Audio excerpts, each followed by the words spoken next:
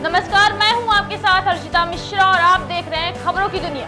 आइए नजर डालते हैं इस वक्त की बड़ी खबरों पर। टीआरएस लीडर के सुब्बा रेड्डी की 50वीं जन्मतिथि 127 डिवीजन 5 हिल कॉलोनी में मनाई गई, जहां इस कार्यक्रम में कुतुबुल्ला के पूर्व विधायक विवेकानंद और क्षेत्र परिषद विजय शेखर गौड़ समेत कई लोग मौजूद रहे। देखे तेलंगाना से मोहम्मद निजाम की रिपोर्ट।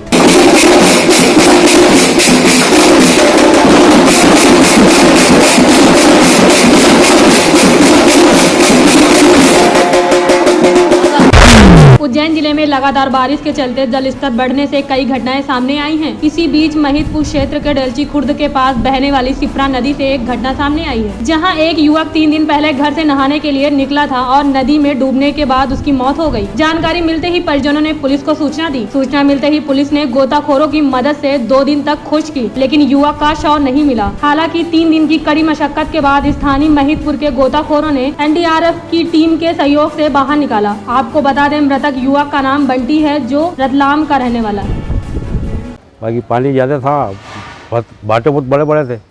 हमने मतलब जो परसों करा खूब कोशिश करी, कल भी खूब कोशिश करी, बाकी पानी बहुत तेज़ होने के कारण मतलब जो है कामयाब नहीं हो पाए। फिर अभी रात में जो है कामयाब हुए था, आज रात में। कितने दिन का अनुमान लगा जा सकता है बॉडी में मतलब सारे मैंने तो बता दिया था, सब तहसीलदार साहब को, सबको जो अधिकारी थे, टी साहब, मेट्रो वाले, सबको बता दिया था मैंने कि जो है ये आज रात में या कल सुबह तक मतलब किसी भाव मतलब ये मिल जाएगा।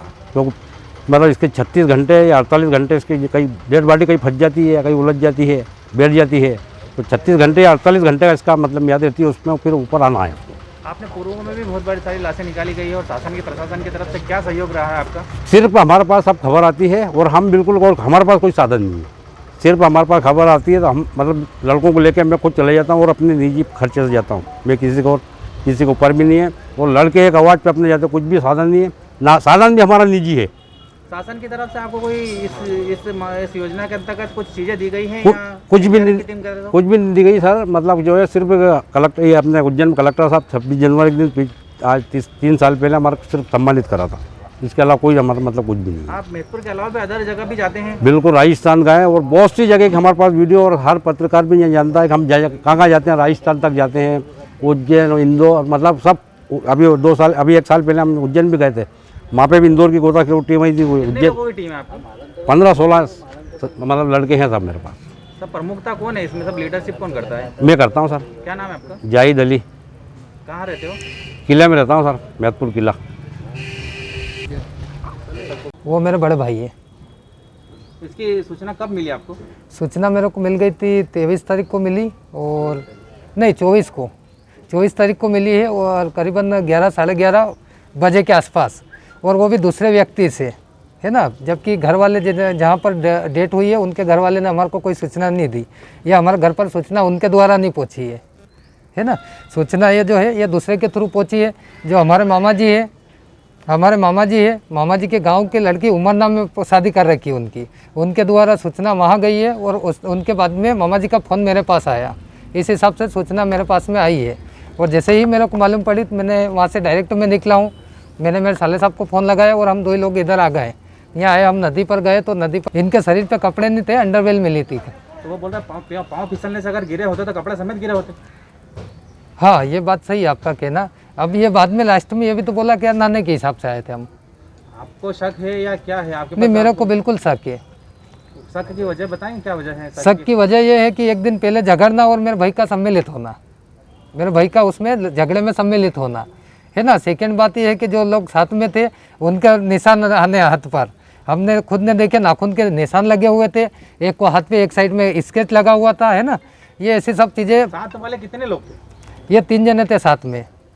कहाँ के थे 2 लोग जो उधर थे? 2 लोग डेलची के थे, एक तो हाली था और एक देवेंद्र परमार, जिनके पिताजी का नाम है भागीरथ जी, एक वो थे।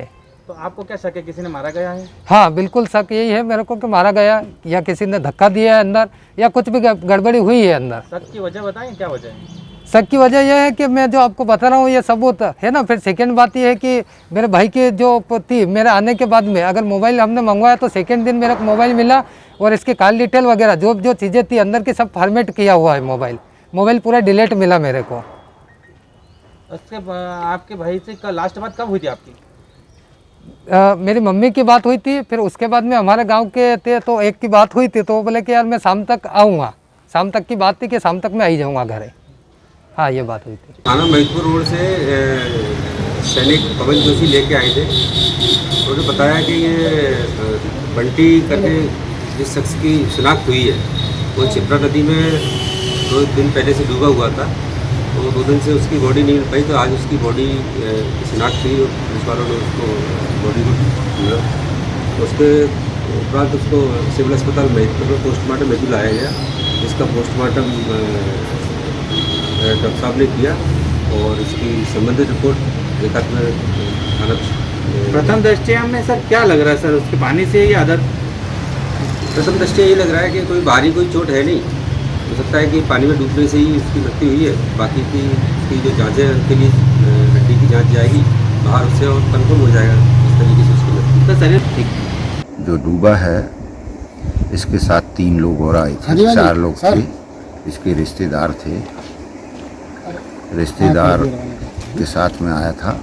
उन्होंने तैरना नहीं आता तो उन्होंने मना कर दिया कि मैं नहीं स्नान करूंगा, और ये नहाने के लिए कपड़े उतार कर नदी में स्नान करने गया और डूबते हुए आगे बह गया। और ये सूचना पर जो है गुमशुदगी कायम करके और होमगार्ड महिदपुर की टीम, जिले की टीम और होमगार्ड उज्जैन की NDERF की टीम, तीनों टीमें बुलाई।